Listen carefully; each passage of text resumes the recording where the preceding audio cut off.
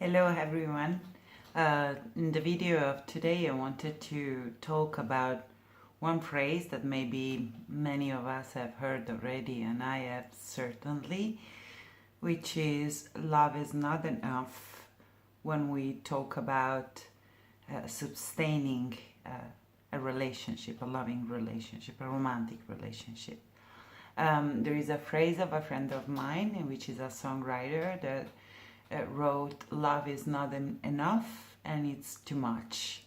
And I love that phrase, and I think there is a truth within, in the sense that, unfortunately, sadly,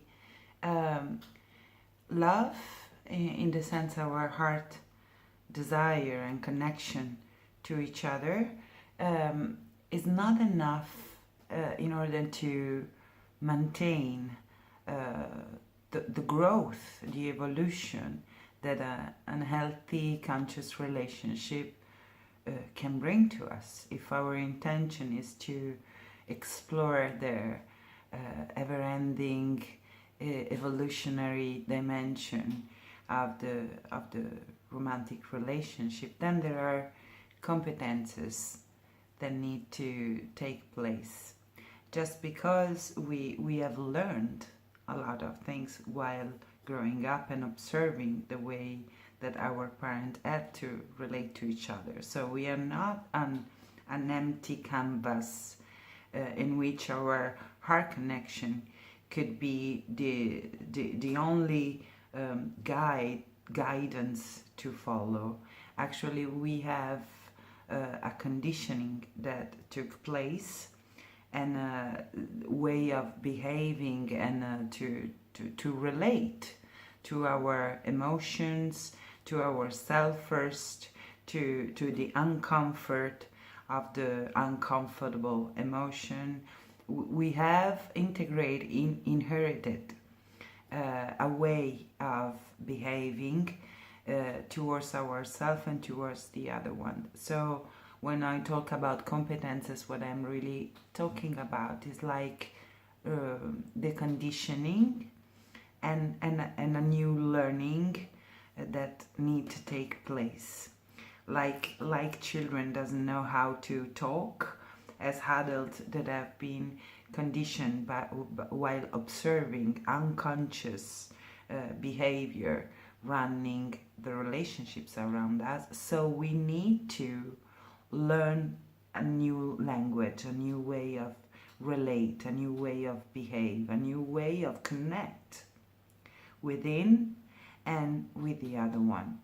So I find that in that sense, to say love is not enough, it's deeply true, and but still is the reason, is the aim of all human beings, is the core call somehow to embody that love. And the relationship is the container in which that love that we are can really show up, emerge, heal, and build a new way of relating to ourselves and to the others up there, which are the same thing ultimately.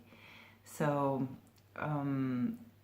there are competences that need to take place, and I will say we need to have at least 3 dimensions of ourselves integrated and cooperative, coherent, in order to reach the dream, the intention of living a conscious relationship. One for sure is the heart, but that too is not enough. When I talk about the heart in this context, I am meaning the aim, the core desire, the wanting of experience a loving, a deeply satisfying, joyful, harmonious, ever-growing, conscious relationship. It's a very deep call for many of us. I would say maybe for everybody, but this is my personal way of seeing. And then on that, there are a lot of layers of of fear that can then show up as an unwillingness or a lack of desire of being in a relationship. It's like if this desire is like submerged under the fears of pain, of suffering, of reconnecting a sense of unworthiness that live within us, and it's sort of cover the essential worthiness, but we need to pass through it in order to reconnect to that personal known value and that knowledge of our inherent worthiness. So the heart is one of the dimension that needs to be present, the desire, the wanting of it. And then there is the mind, the intellect. So that need to be aligned on that intention, because at the mental level, at the intellectual level, we have so many beliefs. So there is our belief system that is on the way to this embodiment of a conscious relationship, and we need to become skilled in growing our awareness about our belief system, and to use also the rewriting of the intellectual dialogue that run and all the time, and that impact the relationship, and even before the relationship impact our posture in regard to the theme of the relationship itself. And then there is a third dimension, which is the will. So there is a difference between wanting something, desiring something, and really be ready and be willing to make that happen. Are not the same thing. A desire can remain unembodied, while a willingness is a kind of a favor of action, making things happen, moving forward in matter with action. So it's like really passing to the action part. That is the will. And I think if there is one and not the other one, there are not the ingredient, the forces that bring us into this creation of a conscious relationship. So we need to have the art and our intellect aligned, using the intellect to become aware, conscious of our belief system, and how much this belief system is serving or not our aim, our call, heart call, desire of experiencing a conscious relationship. And then we need to have the will, so the availability to make that happen for real. So I would love to share more about conscious relationship. I'm